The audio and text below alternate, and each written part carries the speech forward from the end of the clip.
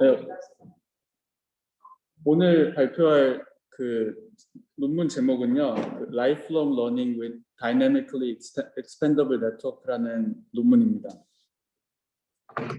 컨텐츠는 시험 끝나고 그 시간이 별로 없어가지고요. 일단 그 Lifelong Learning이 뭔가 저도 새로 보는 컨셉이기도 하고, 근데 이 머신러닝 그 리터처에서는 굉장히 클래식한 어떤 토픽 중에 하나고, 그래서 그런 것들을 저 포함해서 다른 분들도 모르시는 분들이 계실 거라고 생각을 해가지고 라이프롱 러닝이 뭔가를 좀 보고 그리고 논문으로 들어가도록 하겠습니다.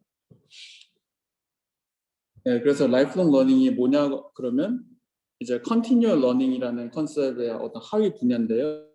이 컨티뉴얼 러닝은 또 뭐냐고 하면 온라인 러닝, 그러니까 데이터가 그 오프라인으로 우리가 트레인 테스트로 이렇게 고정되어 있는 스태틱한 데이터가 아니고 온라인으로 이렇게 스트리밍으로 데이터가 계속 들어오는 상황에서, 근데 이 데이터들의 분포가 또 다르고 이 데이터가 왜 필요한지 그 풀려고 하는 어떤 그 ML에서의 태스크가 서로 다른 것들이 이제 시퀀셜하게 계속 들어오는 상황입니다. 그래서 이게 이제 관련이 있는 게 그 전이학습 트랜스퍼 러닝이랑도 관련이 있고요. 왜냐하면 이 컨티뉴얼 러닝에서 결국 하려고 하는 게 이제 태스크들이 계속 시퀀셜하게 들어올 때 그 과거에 풀었던 태스크들에서 학습한 어떤 그 널리지를 가지고 현재 기분 태스크에 대해서 잘 퍼포먼할 수 있느냐가 이제 어떤 그 주안점이거든요. 그래서 이걸 생각해 봤을 때 트랜스퍼 러닝이랑도 관련이 있다. 근데 이 퍼포먼스를 결국 어떻게 매저할 거냐면 일반적으로는 그 트레이닝, 즉 그 컨버전스가 빨리 될 수 있냐라고도 보고, 그리고 흔히 뭐 보는 액큐러시나 이런 걸로도 이제 매저를 합니다. 트랜스퍼 러닝 아시겠지만은 예를 들면 이미지넷에 프리체인된 컨볼루션 넷이 있으면 그거를 뭐 시파나 다른 비슷한 어떤 그 데이터셋에 대해서 인퍼런스를 하거나 태스크를 이제 학습을 할 때의 상황을 트랜스퍼 러닝이라고 보시면 되고, 또 관련이 있는 게 이제 멀티태스크 러닝이라 해서 우리가 뭐 이미지 분류를 한다고 하면은 이건 싱글 태스크 러닝이고 여러 가지 태스크를 동시에 학습하고 그 수행할 수 있도록 모델을 만드는 게 멀티태스크 러닝입니다. 뭐 이미지를 예를 들면은 뭐 세그멘테이션, 뭐 클래시피케이션, 뭐 어떤 그런 여러 가지 태스크를 동시에 수행하는 걸 멀티태스크 러닝이라고 하고요. 아까 말씀드렸던 그 온라인 러닝은 제가 말씀을 드렸고, 그래서 그림으로 보시면은 뭐 이렇게 태스크들이 이렇게 타임 스텝 순으로 이렇게 순차적으로 들어온다고 보시면 될 것 같습니다. 이런 라이프롱 러닝이라는 어떤 컨셉을 처음 제시한 게 95년도에 이 논문인데요. 여기서는 뭐 강화학습 그 큐러닝 개념이랑 비슷하게 우리가 어떤 로봇 에이전트를 학습을 시킬 때 이게 어떤 그 환경 속에서 우리가 그 모든 조건들을 이렇게 하나하나 만들어줄 수가 없다. 그래서 이 여러 가지 태스크들이 순차적으로 들어올 때 로봇이 자동으로 학습할 수 있도록 해야 된다. 뭐 그런 컨셉을 가지고 제안이 됐던 겁니다. 뭐 옛날 논문이긴 하지만 뉴럴넷을 써가지고 이 EBNN이라는 거를 이야기를 하고, 뭐 여기서 처음 이제 라이프롱 러닝이라는 컨셉을 제시했다고 보시면 될 것 같고요. 라이프롱 러닝에서 중요한 이제 풀려고 하는 프로블럼 두 개가 이제 첫 번째는 그 이후 리터처에도 많이 나오긴 하는데 그 catastrophic forgetting 혹은 뭐 interference라고 하는 문제 하나고, 두 번째가 이게 semantic drift라고 하는 문제인데 둘 다 뭐 되게 서로 이제 그 상호 의존적인 문제인데, 이게 뭐냐면 태스크들이 이제 하나하나 순차적으로 풀게 되는데 라이프롱 러닝 그 환경에서 이 과거에 예를 들어 뉴럴넷을 학습시킨다고 하면은 과거에 학습 백프롭을 해서 학습시킨 모델들이 학습을 시켜놓고 지금 들어온 태스크에 대해서 다시 학습을 하면은 현재 받은 태스크에 대해서는 퍼폼을 잘 하는데 과거에 있었던 태스크들에 대해 다시 그 테스트를 해보면은 잘 되지 않는다. 뭐 그런 문제가 이제 catastrophic forgetting이라고 합니다. 이건 그 여러 그 커넥셔니스트 모델들의 어떤 그 불가피한 문제라고도 할 수 있고, 시멘틱 드리프트도 비슷한 의미에서 어떤 데이터 디스트리뷰션이 바뀌거나 그랬을 때 태스크가 바뀔 때 모델이 학습한 뭐 뉴럴넷이라고 치면 어떤 뉴런의 웨이트들이 그 태스크마다 바뀌게 되는데 그로 인해서 이제 과거의 태스크를 다시 테스트해봤을 때 잘 퍼폼을 못한다 뭐 그런 게 되겠습니다. 네, 그래서 이거는 이제 리뷰 페이퍼인데요. 뭐 아까 말씀드린 것처럼 결국 라이프롱 러닝이나 뭐 컨티뉴얼 러닝 이 분야에서 풀려고 하는 게 이 캐타스트로피 포게팅을 다 풀려고 하는 거거든요. 그리고 결국 모델을 어떻게 만들려고 하냐면 이 새로운 지식을 어콰이어를 잘 할 수 있냐, 그리고 과거 태스크들에서 얻었던 그 existing knowledge를 가지고 잘 활용을 할 수 있냐라는 거를 이제 모델을 학습시키는 가장 큰 목적으로 봅니다. 그리고 또 관련된 어떤 내용들이 이제 스테빌리티, 플라스티시티 다일레마라는 그 내용이 있어서 이거는 나중에 찾아보시면 될 것 같고, 그리고 몇 개 리터레처들을 보면은 그 사람의 그 뇌가 어떻게 작동하는지랑 이 컨티뉴얼 러닝이랑 굉장히 많이 비교를 하거든요. 뭐 시냅스 이런 이야기도 막 하면서. 그래서 결국엔 사람처럼 그 우리가 모델을 학습을 시키고 싶은데 그 환경 같은 것도 그렇고 사람을 학습하는 거를 생각해 보면은 여러 순차적인 어떤 경험들을 통해서 이 지식들을 태스크 스페시픽하게 배우는 게 아니고 그 제너럴라이즈블한 놀리지를 사람은 배우려고 합니다. 그리고 뭐 이런 거에 에피소딕하게 들어온다고 볼 수 있고 이런 것들을 사람들은 계속 저장을 하게 되는데 그 머신러닝 모델을 가지고 이런 걸 하려고 하는 시도가 컨티뉴얼 러닝이고요. 네, 뉴럴넷으로 뭐 최근에는 이제 거의 뉴럴넷 어프로치들이 많이 그 연구가 되고 있는데 첫 번째는 일단 그 레귤러라이제이션 방법이 있습니다. 아까 말씀드린 그 시멘틱 드리프트나 이 캐타스트로피 포게팅을 막으려고 과거 태스크에 대해서 학습된 그 뉴럴넷의 웨이트들을 새로운 태스크가 왔을 때 그 너무 많이 디비에이트하지 않도록 이걸 좀 규제를 하는 겁니다. 근데 뭐 L2나 그런 일반적인 레귤라이제이션 방법으로 웨이트 자체의 변화를 좀 줄이는 거를 활용을 하기도 하고, 혹은 또 이제 그 knowledge distillation처럼 뭐 teacher student 방식으로 이걸 활용을 하기도 한다고 합니다. 그리고 두 번째 방법이 이제 뉴럴넷의 어떤 전체적으로 웨이트를 좀 변화시키는 거를 막는 방법도 있지만은 뉴럴넷에서 중요한 부분만 그 선별적으로 이게 재학습을 시킨다거나 아니면 필요하다면은 그 뉴럴넷의 캐파시티를 익스펜드 함으로써 새로운 태스크뿐만 아니고 과거 태스크에서도 여전히 잘 퍼포먼할 수 있도록 하는 방법이 또 있고요. 그리고 세 번째는 그 제가 오늘 발표에서 말씀 안 드릴 건데 그 사람이 기억하는 것처럼 이 메모리 리플레이라고 하는 어떤 키워드가 있어가지고 그 메모리에다가 이런 걸 저장하는 식으로 저는 이해를 했습니다. 일반적으로는 이렇게 그 밑에 보시는 것처럼 그 세 가지 어떤 그 뉴럴넷 어프로치에서의 그 카테고리가 있습니다. 그래서 첫 번째 이제 가장 유명한 그 미시건 대학교에서의 논문인데요. 이거는 12년도에 굉장히 그 빨리 나온 디노이징 오토인코더를 사용한 방법이고, 간단하게 좀 설명을 드리면은 일단은 여기서 하려고 하는 거는 그 오토인코더가 있을 때 그 중간에 있는 히든 레프레젠테이션에 그걸 그냥 피처라고 여기서는 정의를 하는데 그 피처 러닝을 인크리멘털하게 계속 태스크가 올 때마다 증가를 시키거나 하면서 모델 캐파시티를 조정해 가면서 캐타스트로피 포게팅을 방지하려고 하는 겁니다. 그리고 또 동시에 그냥 계속 추가한다고 되는 게 아니고 계속 추가하면 오버피팅이 생길 수가 있기 때문에 당연히 추가하는 것뿐만 아니고 불필요한 그 리던던트한 피처 매핑들은 중간에 히든 레이어에서 삭제를 하거나 이렇게 멀지하는 식으로 그 다이멘셔널들이 좀 잘 조정을 해 나가는 방법입니다.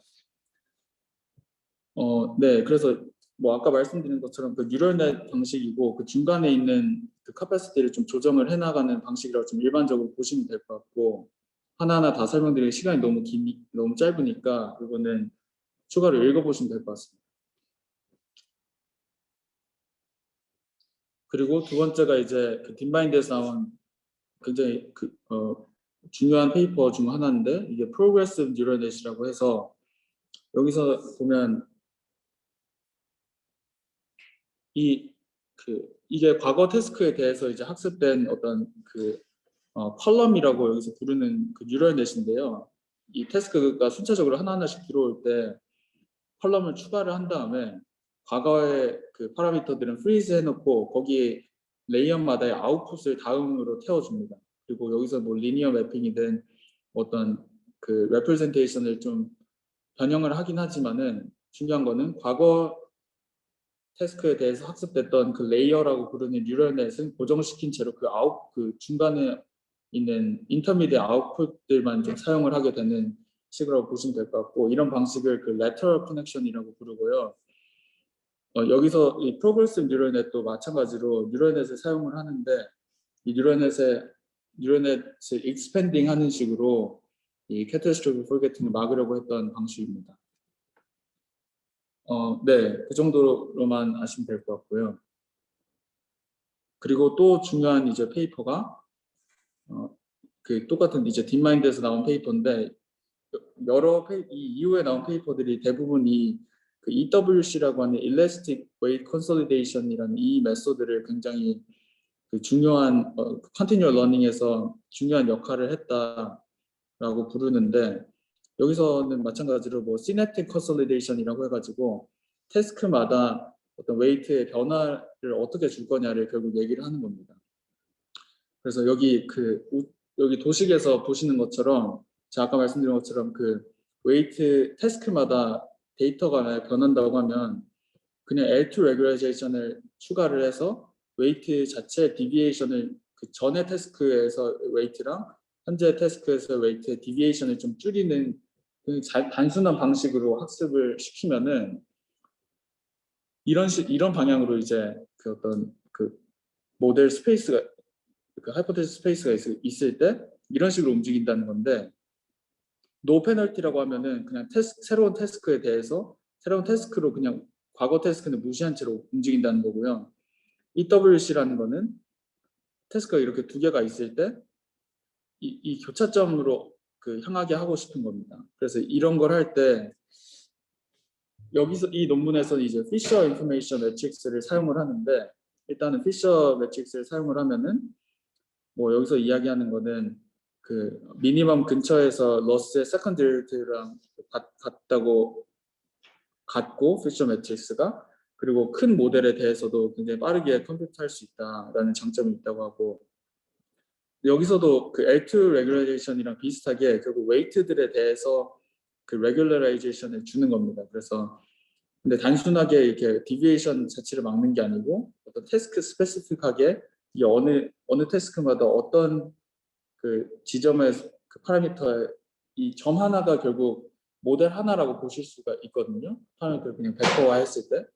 그래서 이 파라미터를 쭉 벡터화 한 다음에 스페이스에 그 프로젝션을 한 거라고 보시면 되는데, 그랬을 때 태스크마다 어떤 연관 관계를 고려를 해서 학습을 시킬 수 있도록 합니다. 네, 그렇게 뭐 일단 실험에서는 이런 게 유의하다고 그 결과가 나왔고요. 그리고 동시에 이제 그 슈퍼바이스 세팅뿐만 아니고 강화학습에서도 사용이 가능하다고 이야기를 합니다. 네, 이것도 EWC랑 굉장히 비슷하다고 이야기를 하는데, 이건 제가 이 논문에선 그 뇌 관련 이야기들이 좀 나와가지고 제가 완벽하게 이해를 하진 못했지만은 여기서 이야기하는 것도 비슷합니다. 그래서 웨이트 자체를, 그러니까 태스크마다 변하는 웨이트들을 어떤 식으로 변화시킬 것인가 결국 그 핵심이라고 보시면 되고, 네, 됩니다. 그리고 여기서 말한 시냅스는 그 파라미터랑 똑같다고 보시면 되고요. 네, 그렇습니다. 네, 이건 일단 뭐 EWC랑 굉장히 비슷한 내용이라서 넘어가겠습니다.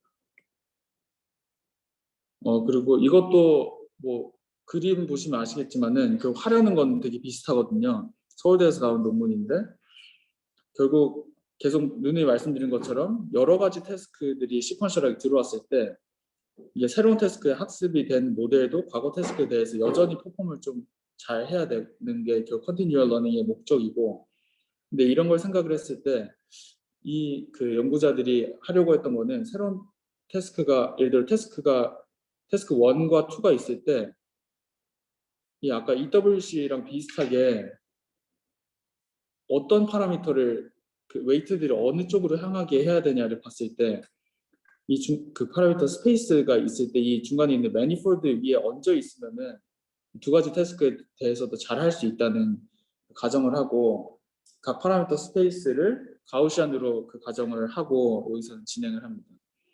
그래서 여기서 그 모먼트라는 저 밑에 써놨는데 모먼트라는 게 결국 어떤 그 probability distribution이 있을 때 그 모든 오더에 대한 모먼트를 다 더하면 그 디스트리뷰션의 그 특정할 수 있는 그런 모먼트 값이 나온다고 합니다. 그래서 여기서는 결국 뭐 그 인크리멘털하게 이 모먼트를 계속 매칭해 나가는 식으로 여러 가지 태스크가 주어졌을 때 공통적으로 잘 퍼폼할 수 있는 그 파라미터 셋이 위치한 공간이 어딘가 그걸 결국 찾으려고 하는 겁니다. 그래서 두 가지 이야기하는 게 민 값이라고 하는 그냥 파라미터를 더하거나 모드라고 하는 그 두 가지 그 IMM 인크리멘털 모먼트 매칭 방식을 사용해서 이 문제를 풀려고 합니다. 그리고 뭐 추가적으로는 이제 그 트랜스퍼를 결국 하긴 해야 되는데 거기서 이제 그 컨벤셔널하게 뭐 웨이트를 그냥 트랜스퍼하는 방법, 아까 말씀드린 L2 트랜스퍼 그리고 드랍 트랜스퍼 이런 방법들을 사용을 합니다. 네, 그래서 이런 흐름들이 있고 그 오늘 그 핵심적인 어떤 그 논문이 이런 것들이 결국 다 이렇게 좀 통합해 놓은 그 DEN이라고 하는 논문이고 그 우리 지금 카이스트 가신 그 황성주 교수님 그리고 그 학생들이 쓴 논문이라고 알고 있습니다. 여기서 결국 다루려고 하는 게 라이프롱 그리고 컨티뉴얼 러닝 문제고요. 여기서 재미있는 예시를 드는 게 이제 예를 들어 첫 번째 태스크가 이제 첫 번째 데이터 안에 얼룩말이 있다고 하면은 이 얼룩말에 어떤 스트라이프 뭐 줄 같은 그런 패턴을 모델이 학습하게 될 건데 다음 태스크에서 어떤 티셔츠나 뭐 펜스나 이런 비슷한 패턴을 가지지만 전혀 다른 의미를 가지는 그런 게 주어졌을 때 이 웨이트들이 이 어떤 패턴을 학습하는 그 웨이트들이 학습하는 의미가 변한다는 거고 그게 결국 시멘틱 드리프트랑 똑같은 얘기입니다. 그래서 이런 것들이 그 모델 입장에서 문제가 될 수 있다. 여러 가지 과거 태스크에 대해서도 제대로 퍼폼하지 못할 가능성이 높아지니까 뭐 그런 얘기를 하고 결국 그냥 단순하게 생각해 보면 파인 튜닝 혹은 뭐 리트레이닝 하는 방법이 있는데 뭐 일단은 그런 방법은 굉장히 컴퓨테이셔널하게 안 좋은 방법이고 그리고 제가 아까 말씀드린 그냥 규제를 하는 웨이트의 어떤 변화에 대해서 디비에이트 하는 걸 막는 그 레귤라이제이션 방법이 있습니다. 근데 여기 이 DEN이 결국 프로포즈하는 거는 이 리트레이닝 플러스 아까 프로그레시브 네트워크나 뭐 그런 데서 보신 것처럼 네트워크 캐퍼시티 자체를 익스펜션 하는 식으로 하는 방법론들이 이렇게 다 짬뽕을 시켜 놓은 겁니다. 네, 그리고 특별하게 보면은 여기서 중요한 거는 스케일러빌리티가 굉장히 중요한데 단순하게 이게 캐퍼시티 계속 더한다고 하면은 이 그 온라인 러닝 상황에서는 태스크가 몇 개나 올지도 모르고 데이터가 얼마 될지도 모르는데 이걸 스케일러블하게 만들 수 있냐 모델을 그런 과정이 부족하기 때문에 스케일러빌리티가 중요한 이슈기도 하고 이피션시도 마찬가지고요. 그리고 네트워크를 익스펜션 하는데 얼마나 할 거고 언제 이 네트워크를 익스펜드 할 거냐가 또 다른 문제고 그래서 여기서는 결국 이 과거에 있었던 어떤 여러 방법론들을 이제 합치고 함으로써 이 컨티뉴얼 러닝의 두 가지 문제, 시메틱 드리프트랑 캐타스트로피 포게팅이라는 문제를 해결하려고 했습니다. 네, 여기서 제가 아까 방금 말씀드린 것들이 거의 다 말씀을 드린 것 같습니다. 레귤레이션이 특별히 이제 뭐 L2라든지 뭐 L1 그런 L2를 많이 쓰는 것 같긴 한데 그런 걸 써서 새로운 태스크에 대해 모델이 학습을 할 때 과거 태스크의 웨이트들에서 크게 변하지 않아야 과거 태스크에서 테스트를 했을 때도 퍼폼을 잘 할 수 있으니까 그래서 regularization 텀을 넣는 거고요. 그리고 비슷한 개념으로 EWC 아까 그 말씀드린 방법론이 있습니다. 여기서 결국 그 이야기하는 거는 아까 제가 처음에 말씀드렸던 그 이용락 교수님 미시간대 그 논문이랑 비슷하게 인크리멘털하게 모델 캐퍼시티를 늘리는 방식을 일단 채택을 합니다. 그리고 동시에 멀티태스크 세팅에서 이제 뭐 실험을 했다고 하고, 네, 그렇습니다. 뭐 알고리즘을 보면요.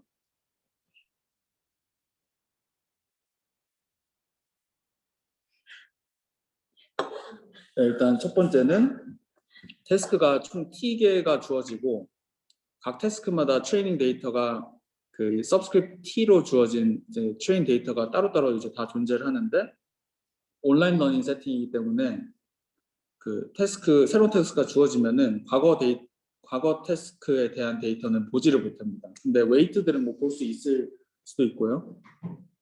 그래서 결국 원하는 거는 이 태스크 T에 대한 이 웨이트 텐서라고 할까요? 이걸 결국 우리가 가장 찾고 싶은 거고, 이걸 안에를 보면 그냥 뭐 뉴럴넷이니까 레이어가 뭐 1부터 그 캐피털 L까지가 있다라고 보시면 됩니다. 이 수식도 뭐 그냥 간단하게 이제 T-1 태스크까지의 웨이트들이 있고, 데이터는 지금 T에 대해 주어져 있고, 찾으려고 하는 거는 이 그 러스를 미니마이즈하는 현재 태스크 T에 대한 모델의 웨이트들입니다. 여기서 뭐 레귤레이션 텀이 있고요.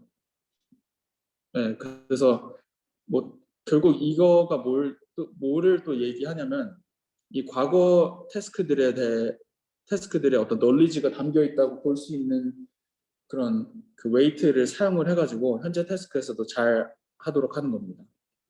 근데 과거에 학습한 웨이트들만을 가지고 현재 태스크에 대해서 그 성능을 예측해 봤을 때 이 충분하다고 하면 모델 익스펜션이 필요 없다는 거니까 익스펜드 하지 않지만, 그렇지 않다면은 아까 말씀드린 것처럼 그 다이내미컬리 하게 네트워크 캐퍼시티를 익스펜드 합니다. 이 수도코드에서도 보면은 뭐 태스크들이 쭉 주어졌을 때 처음에는 뭐 첫 번째 태스크에 대해서는 그냥 학습을 시키지만은 두 번째부터 보면 셀렉티브하게 리트레이닝 시키고, 이거 제가 바로 다음에 설명을 드릴 건데, 셀렉티브하게 모델의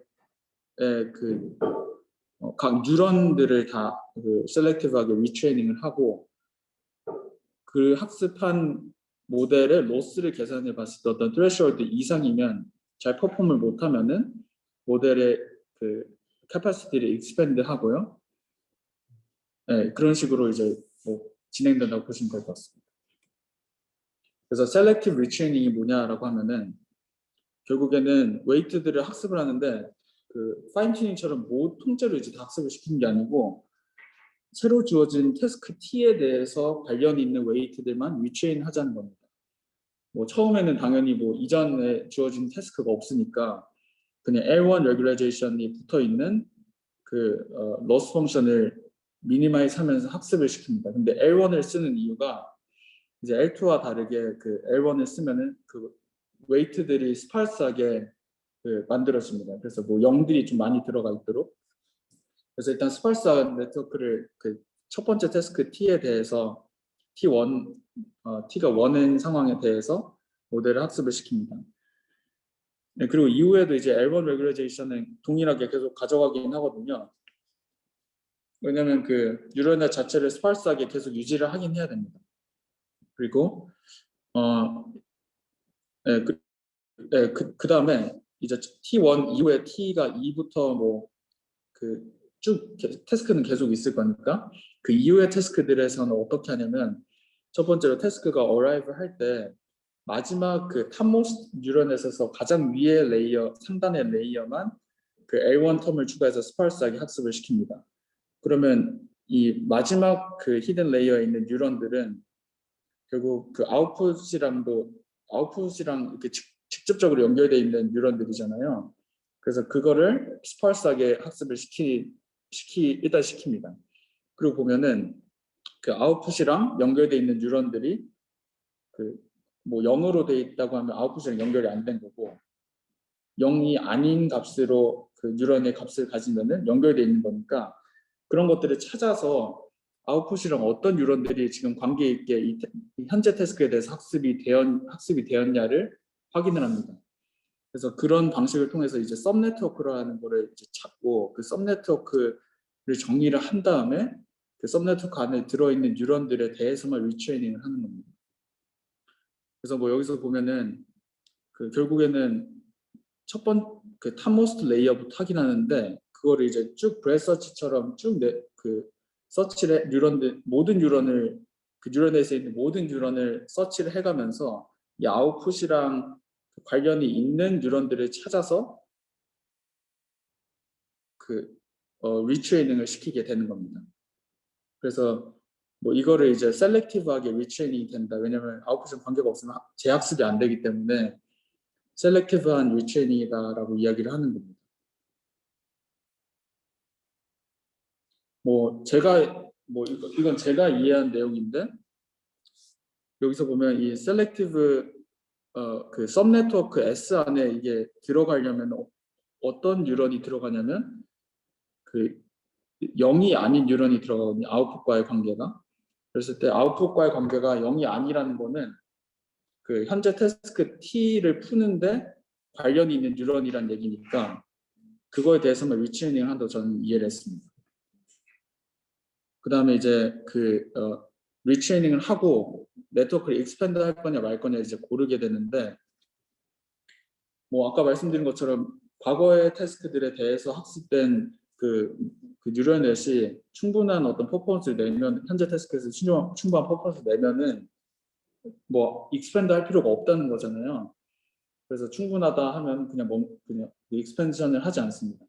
근데 그렇지 않으면은 그 네트워크 안에 뉴런들을 계속 추가하는 그 과정을 이제 거칩니다. 근데 단순하게 이제 뭐 똑같은 개수의 뉴런을 레이어마다 추가할 거냐 그거는 아니고 왜냐면 퍼포먼스를 생각하거나 뭐 어떤 네트워크 캐파시티를 생각했을 때 그거는 너무 단순한 방법이다라고 이야기를 합니다. 그래서 일단 이게 그 익스펜션 해야 되냐 마냐를 일단 먼저 결정을 해야 되니까 그 로스를 체크를 합니다. 근데 트레시홀드 타우를 정해가지고 이 로스가 타우보다 크면은 그 모델의 캐퍼시티가 더 증가해야 된다고 생각을 하고 그 뉴런들을 더 추가하게 K개의 뉴런을 더 추가하게 됩니다. 그리고 이제 학습을 시킬 때는 그 그룹 스파스 레귤라이제이션이라는 건데요. 이게 그 뭐 투원놈이라고도 부르는 건데 이 그룹 안에 있는 그 뉴런들을 통째로 이제 레귤라이제이션을 하는 방식이고 16년도 그 아카이브 논문이 있습니다. 그래서 그것도 보시면 좋을 것 같고 이 그룹이라는 거를 결국 어떻게 정의를 하냐면 그 각 뉴런에 대해서 인커밍한 각 뉴런이 있을 때 인커밍하는 그 뉴런들이 다 연결돼 있을 거잖아요. 뭐 풀리 커넥티드든 어떤 식이든 그래서 그 인커밍한 웨이트들을 한 그룹으로 묶어준 다음에 그걸 통째로 이제 그 레귤라이제이션 안에 넣는 겁니다. 그래서 그 안에 있는 것들 좀 스파스하게 만들어질 수 있도록 하는 것이고요. 이렇게 했을 때 이제 장점은 모델이 결국 그 과거 태스크들에 대해서 학습된 그 웨이트들이 표현하지 갖고 있지 않는 현재 태스크에서 필요한 새로운 피처들을 잘 캡처를 할 수 있다라는 또 장점이 있고 근데 또 동시에 이제 레귤레이션을 하면서 너무 많은 뉴런들이 추가되지 않도록 그 하는 방식을 해서 캐퍼시티를 과감하게 막 늘리는 게 아니고 적당하게 이렇게 늘리는 방식을 이제 가져갑니다.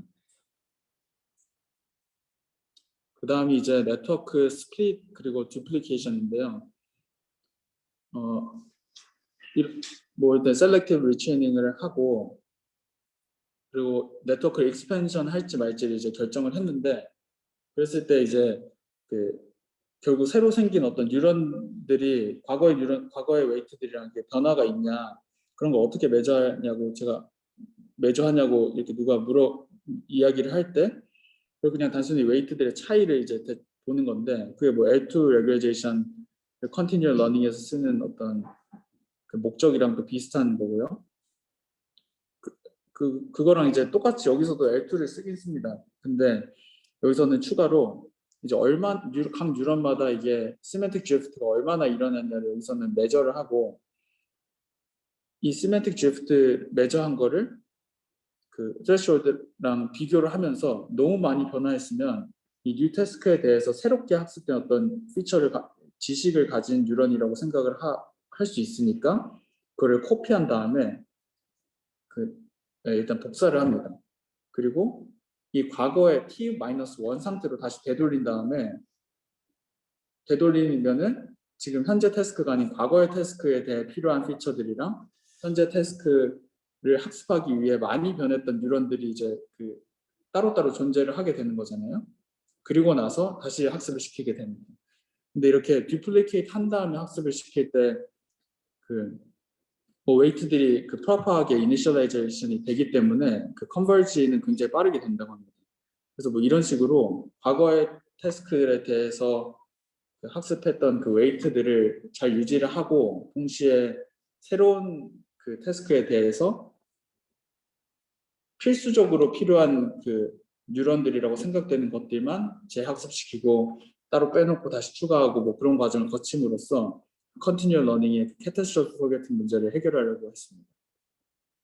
이제 마지막으로 인퍼런스 할 때는 보면은 T-2 나중에 인퍼런스 시에 T-2의 태스크를 할 때 그 이후에 T-1, T+1의 웨이트들을 사용을 하면 안 되잖아요. 그런 것 때문에 뉴런마다 이제 타임 스탬프를 찍어줘서 그 이후에 생성된 웨이트들을 사용을 하지 않게 인퍼런스 시에 그런 식으로 모델을 만들었습니다. 그리고 익스페리먼트는 내용은 굉장히 많은데 중요한 것만 일단 아주 간단하게 넣었고요.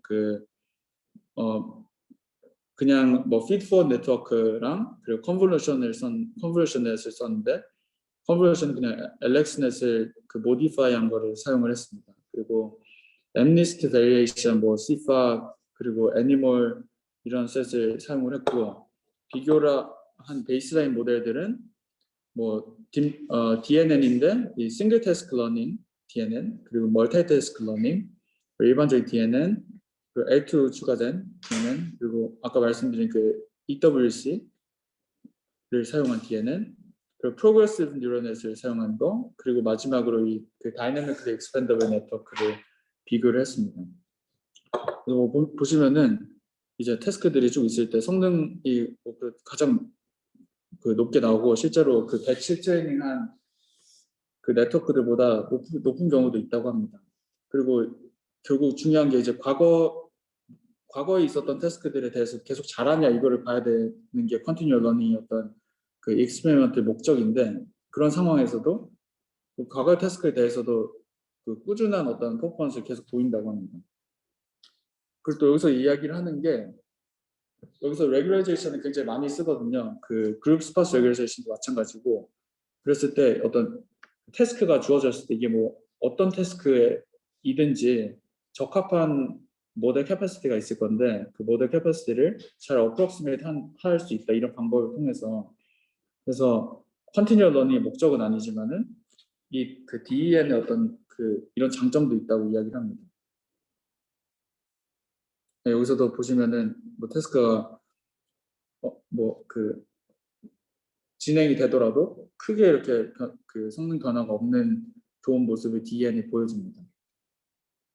그래서 컨클루전은, 중요한 거는 네트워크를 그냥 무식하게 계속 익스펜션 하는 게 아니고 셀렉티브하게 리트레이닝을 하는 과정을 거치고, 그리고 적당한 적합한 양의 어떤 개수의 뉴런들만 추가를 하고 함으로써 모델 캐퍼시티를 익스펜션하는 그런 장점이 있습니다. 그리고 또한 태스크 릴레이티드니스라고 해서 어떤 태스크들이 시퀀셜하게 있을 때 태스크 간의 어떤 유사도를 또 학습할 때 고려를 하게 된다는 장점이 있습니다.